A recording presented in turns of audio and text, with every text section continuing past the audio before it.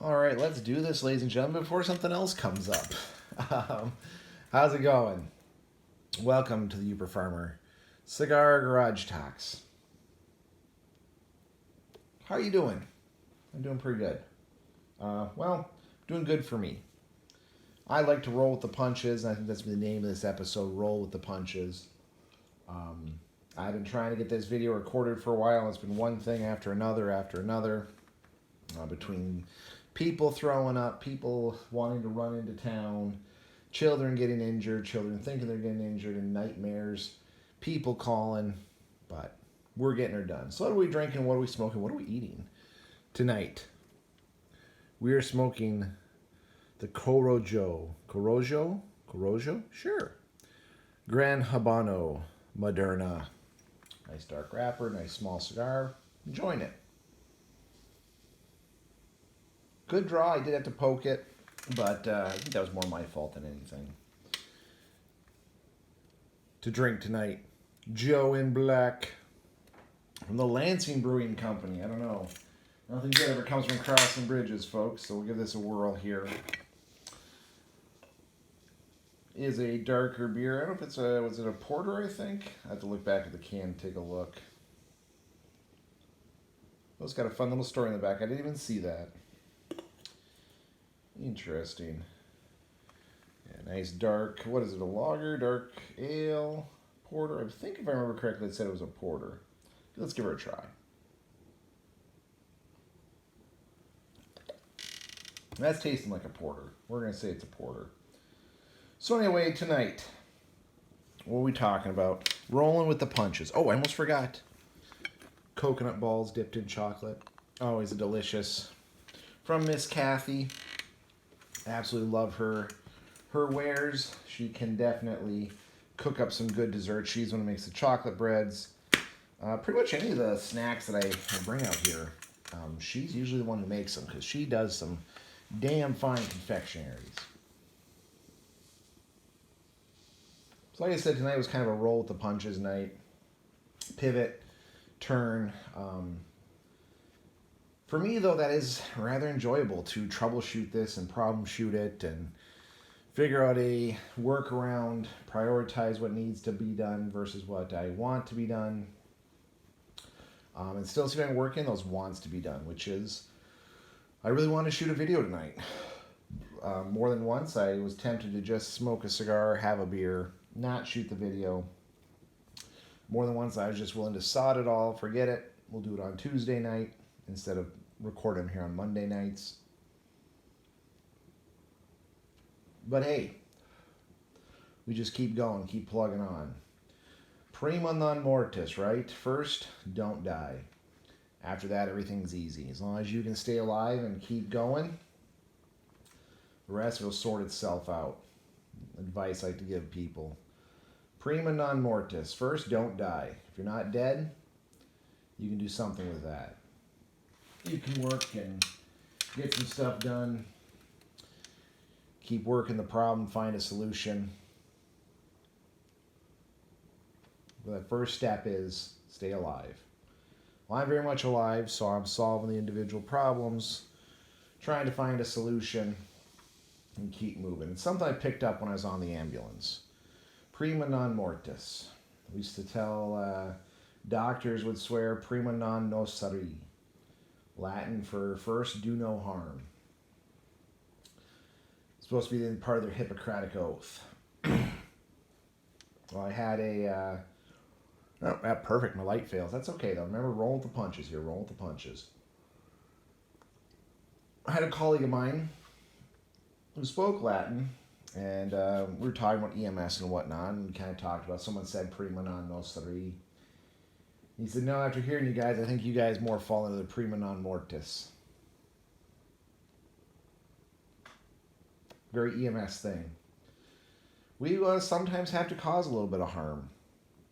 Have to pull someone out of a car, or a burning building, or a burning house, or out of a collapse situation, or tackle someone who's having a psychotic breakdown. Our goal more is to keep them alive. Prima non mortis. Keep them going, keep them alive. Well, granted, we do everything we can not to cause any further harm, of course, but there are many times when I've had to cause someone tremendous amounts of pain, especially depending on the doctor who maybe wouldn't let us give pain medications for stuff like an open leg fracture. So you're setting a bone because they're losing circulation in their foot, and if you don't set that bone at the time, we believe they'd lose the foot. Hearing screams and yells and holler, people trying to swing at you and hit you. Prima non mortis. It probably is one of my guiding stars, that saying. Been in a lot of situations where stuff has gone sideways, more so than just, some people getting sick or lights dying or whatever. Nail-biting intense situations where decisions I make literally meant the difference between life and death. My ability to be organized, my ability to troubleshoot a situation was paramount to the success of someone being alive or staying alive. I'd like to think that I did a pretty good job all that time working on the rig. Maybe not. I know there's definitely been some. I look back playing the Monday morning quarterback or wishing I would have done something different. Would have tried something different. Would have thought different. Been more observant to a situation. But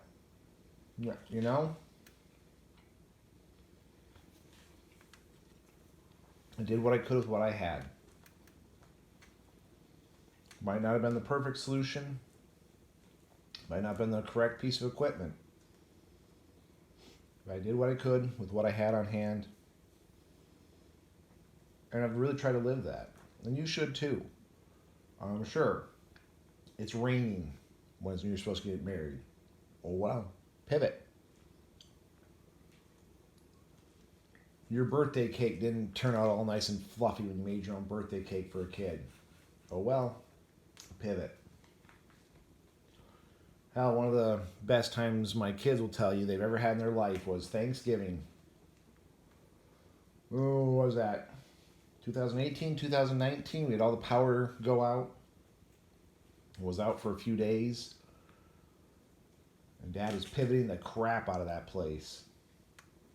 Keeping heat on in whatever ways I could. We didn't have a generator at that time. So we're trying to keep the heat on, trying to keep the kids' morales up, keep them entertained. And of course it's Thanksgiving, so we're trying to figure out how to feed kids. With nothing more than a butane hunting stove that I had. Pivoted a lot that time. Keep the kids' morale up, we actually played Dungeons and Dragons in candlelight. We've done a lot of fun stuff with our children. A lot of stuff I think would be the most memorable, enjoyable moment that they've ever had in their lives. Without fail, all of them will tell you one of their best memories, one of the most exciting and fun times they ever had was Thanksgiving when we had no power. I guess I'm pretty good at pivoting.